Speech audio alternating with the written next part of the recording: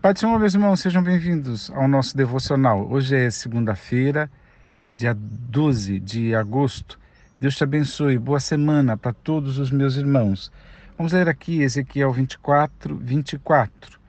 Eis que Ezequiel vos servirá de sinal vivo, do mesmo modo como ele procedeu, assim fareis vós.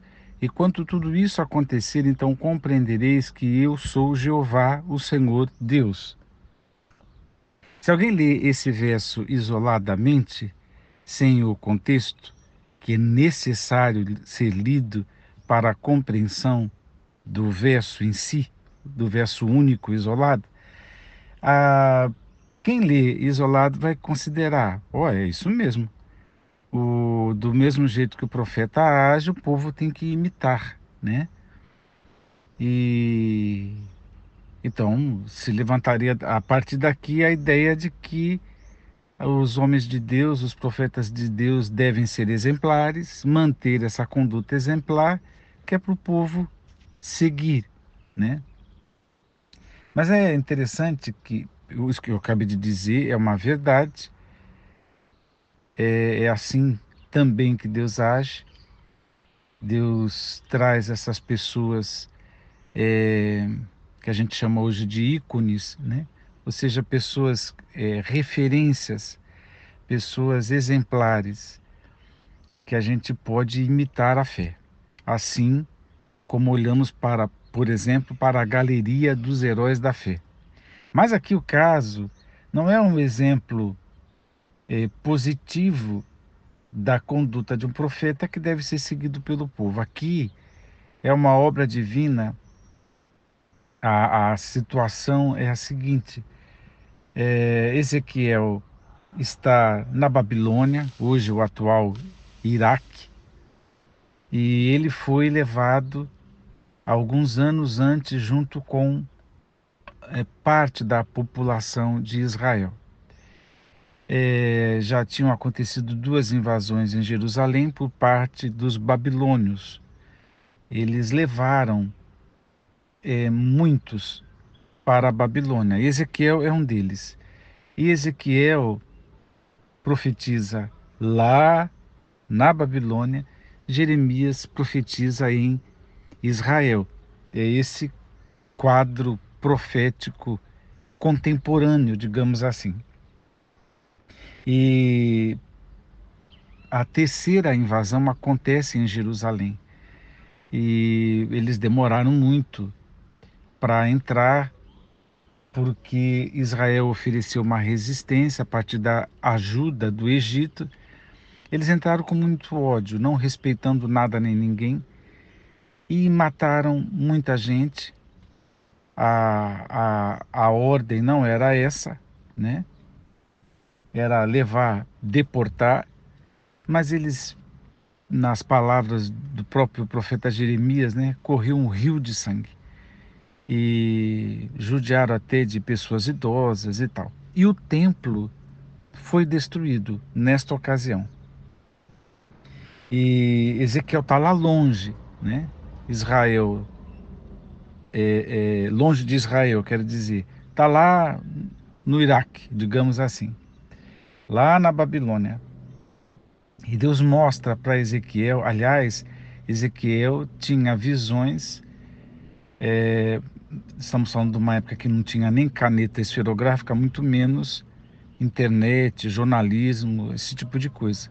Mas Deus revelava para ele lá as coisas que aconteciam, inclusive os pecados do povo, as coisas que aconteciam em Jerusalém. E o profeta ficou sabendo mais uma vez o que Deus faria em Jerusalém. Eu digo Deus porque Babilônia não está ali porque eram fortes, porque eram poderosos, não. É uma nação que Deus levantou para trazer juízo para Israel. E, e esse juízo Deus revelou para Ezequiel. E agora era a vez do templo ser destruído. E o que, que Deus fala para Ezequiel? Ezequiel, você vai mais uma vez alertar o povo.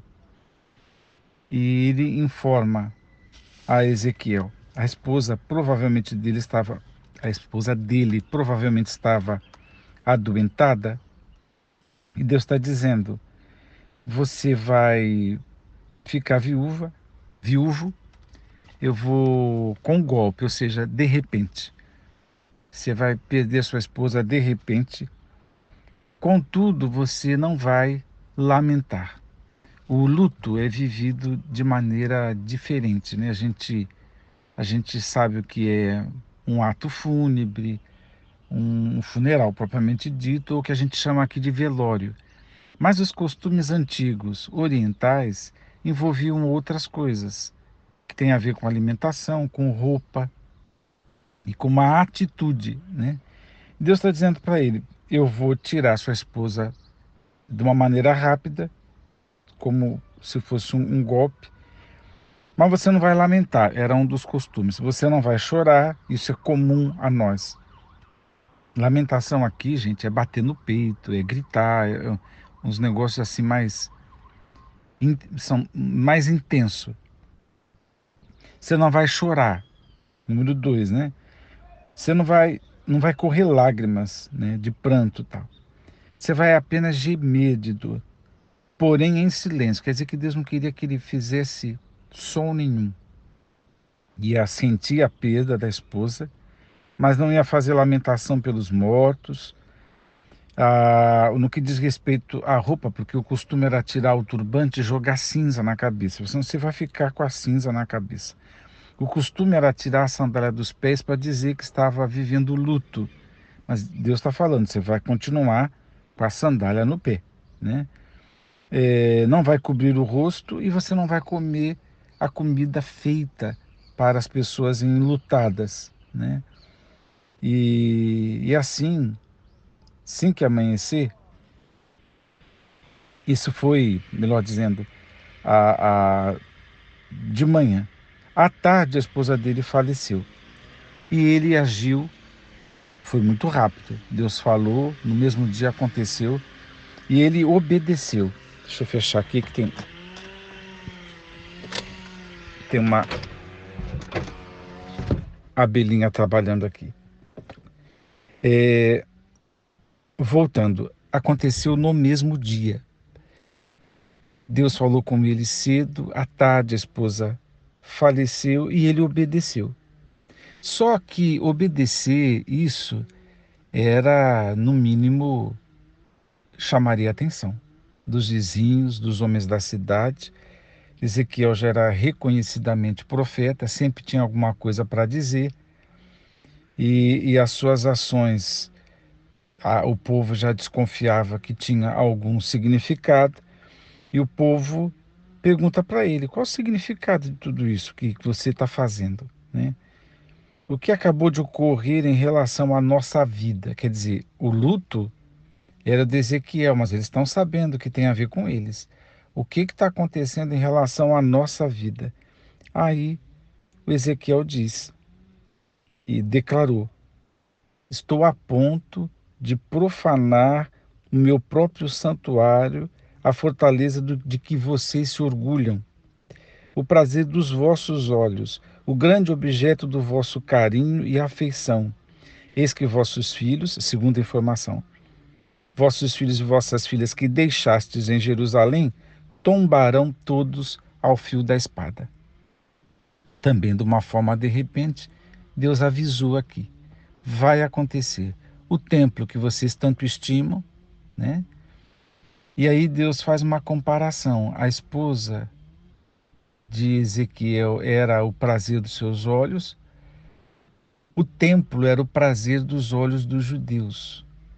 Era uma relação amorosa, de afeição com o templo, até quase idolátrica, né? E Deus está dizendo: vai acontecer. E ainda informou que os filhos iam morrer. E aí fala para o povo: só que vocês vão agir como Ezequiel está agindo. Vocês vão manter os turbantes atados na cabeça, vocês não vão lamentar, não vão chorar, não vão se definhar.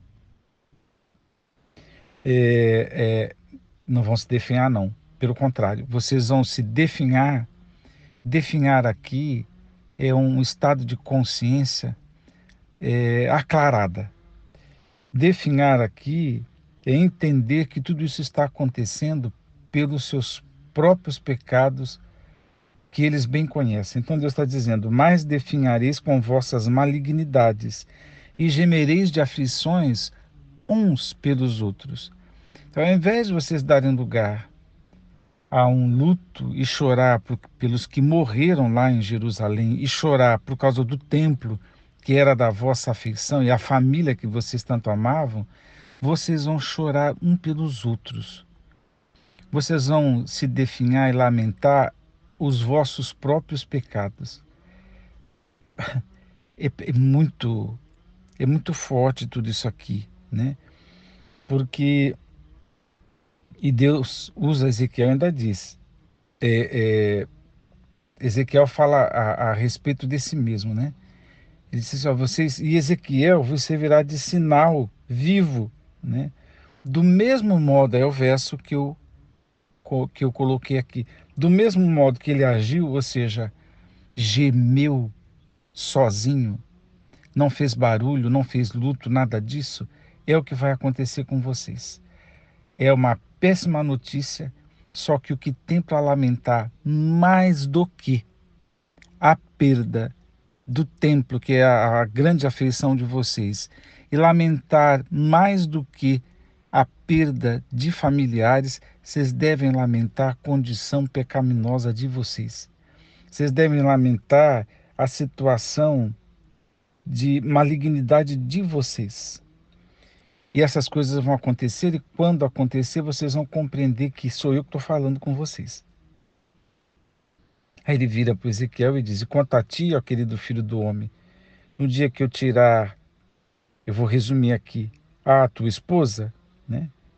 Nesse dia, um sobrevivente e fugitivo virá te trazer as notícias, né? Ah, e aí, você não vai ficar mais gemendo, mas aí você vai ter uma outra palavra profética para trazer. Ah, é o que acontece aqui. Queridos irmãos, é Deus soberano sobre todas as coisas. É Deus quem faz a história, é Deus quem revela as coisas aqui para o seu profeta. E aqui tem uma dobradinha de bondade e severidade de Deus. Aqui tem uma dobradinha de amor de Deus, por um lado, por estes que estão aqui na Babilônia, e de justiça ou de juízo para aqueles que ficaram lá em Israel. A relação de Deus para conosco, ela tem esses desdobramentos, né? Em Cristo Jesus, toda a ira foi sanada, mas aqui estamos falando de Israel no passado. No entanto, Deus não mudou, Deus continua justo. Deus continua justo e a gente precisa lembrar da justiça de Deus. Deus continua santo, justo e gracioso e amoroso ao mesmo tempo. Quando olhamos para este quadro, o que a gente aprende? Não é que a gente está debaixo de iminente juízo e tem que ter medo de Deus no sentido de que Deus é uma pessoa que a qualquer momento pode nos dar um golpe. Não. Mas é entender que por ele ser justo e amoroso ao mesmo tempo, né? Na mesma medida, né? Em saber que ele tem a soberania e o controle de todas as coisas, isso deve ser para nós a segurança de nos submetermos com toda a resignação à sua vontade quando coisas nos sobrevêm como um golpe. Porque o golpe na vida de Ezequiel teve aqui um propósito de ser. E as coisas que aconteceram neste juízo macro lá em Jerusalém teve uma razão de ser, como Deus estava purgando, limpando a nação da sua idolatria. Ao mesmo tempo que Deus dizer para eles, vocês têm motivos para chorar, lamentar, ficar enlutado, mas vocês devem apenas gemer e sofrer um com o outro por causa dos seus vossos pecados. É uma grande virada de prioridades. E quando Deus está dizendo, se converta, se arrependa, chore, lamente, tenha consciência do seu estado pecaminoso, isto é amor, isso é justiça ao mesmo tempo.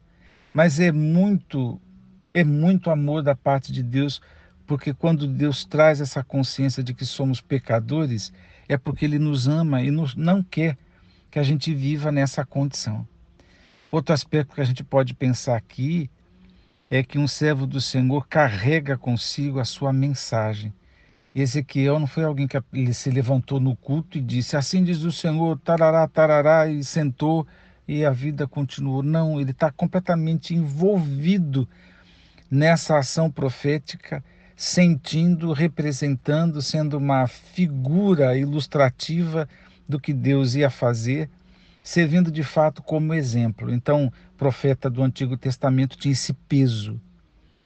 E, e a gente olha para esse texto e a gente só tem que se submeter a Deus e pensar que Deus realmente está acima de tudo, que é justo e amoroso ao mesmo tempo e que a gente deve sempre pensar que a gente tem que lamentar muito mais pelos nossos pecados. Alguém falou para Jesus por ocasião da sua morte e estavam lamentando e disse: vocês não chorem, chorem por vocês mesmos. Jesus falou isso, né? E por quê? Porque a nossa situação é pior do que a situação de estar vendido, submetido ao pecado, é pior do que o castigo de Jesus, é pior do que perder parentes e tudo mais. Essa é a nossa verdadeira lamentação que a gente tem que trazer diante de Deus e nos arrependermos todos os dias. Então, é uma prioridade estranha, mas é extremamente profético e da vontade de Deus.